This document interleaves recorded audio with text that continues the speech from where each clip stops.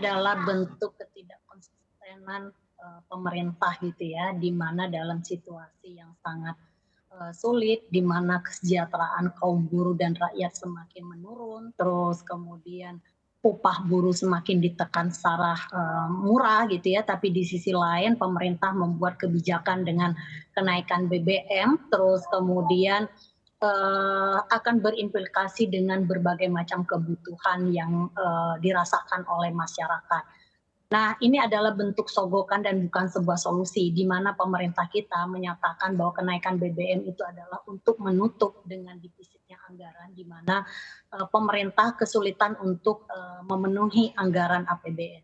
Tapi di sisi lain, pemerintah justru ingin memberikan seolah-olah memberikan subsidi terhadap rakyat. Padahal sejatinya adalah inilah yang saya sebut adalah bentuk ketidakkonsistenan pemerintah terhadap rakyat gitu ya gitu. Yang ada adalah justru memberikan kalau pemerintah mau memberikan peningkatan kesejahteraan, justru memberikan peningkatan pendapatan rakyat, yaitu melalui upah layak tentang persoalan kepastian kerja. Padahal di 2021, 2022 gitu ya, kenaikan upah buruh sangat kecil, bahkan di satu daerah misalkan di Jawa Tengah seperti Kendal hanya kenaikannya 2001, 2022 itu 4.000, tidak sampai kepada 5.000 gitu ya gitu. Padahal di 2021, 2002 gitu menanggung beban pencabutan subsidi listrik, terus kemudian kenaikan berbagai macam kebutuhan hidup, implikasi dari berbagai macam kebutuhan yang tidak bisa dikendalikan oleh pemerintah hari ini. Itulah saya katakan bahwa ini adalah bukan sebuah solusi. Seharusnya kalau pemerintah ingin bagaimana daya beli masyarakat semakin tinggi, seharusnya adalah bagaimana memberikan peningkatan kesejahteraan rakyat. Oke, kalau ini menurut Anda bukan solusi dan merupakan sebuah sogokan dari pemerintah, lalu seperti apa yang Anda harapkan begitu ya untuk di tengah kondisi yang berbagai harga-harga yang setengah naik ini, Bu Nining? Ya, harapan kita adalah bagaimana pemerintah bisa mengendalikan harga-harga gitu ya, tidak diserahkan kepada mekanisme pasar.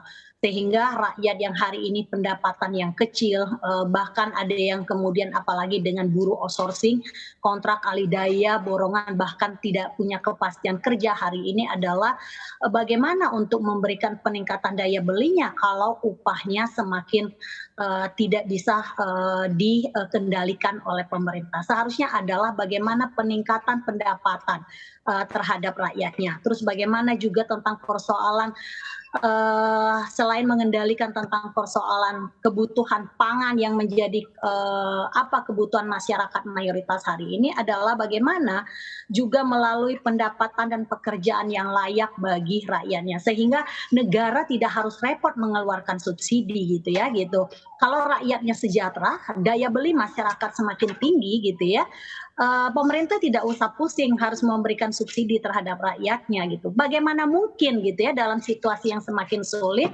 kebutuhan semakin melonjak tinggi, terus kemudian BBM akan dinaikkan, di dalam situasi kekisruhan ini pemerintah ingin memberikan sebuah subsidi. Itu kan hanya 1 bulan 2 bulan, tapi bagaimana penderitaan yang bertahun-tahun dialami oleh rakyat itu yang seharusnya dipikirkan oleh pemerintah. Baik, Bu Nining, dalam artian dengan jawaban Anda BLT ini tidak cukup untuk mengantisipasi dengan adanya dinamika yang tengah terjadi ya, antara lain kenaikan-kenaikan harga saat ini, begitu? Iya betul, karena itu kan hanya untuk jangka pendek ya, 1 bulan, 2 bulan gitu ya. Tapi bagaimana dalam 12 bulan itu, 2 bulan hanya diberikan, 10 bulannya seperti apa masyarakat gitu ya. Itu yang harus dipikirkan gitu.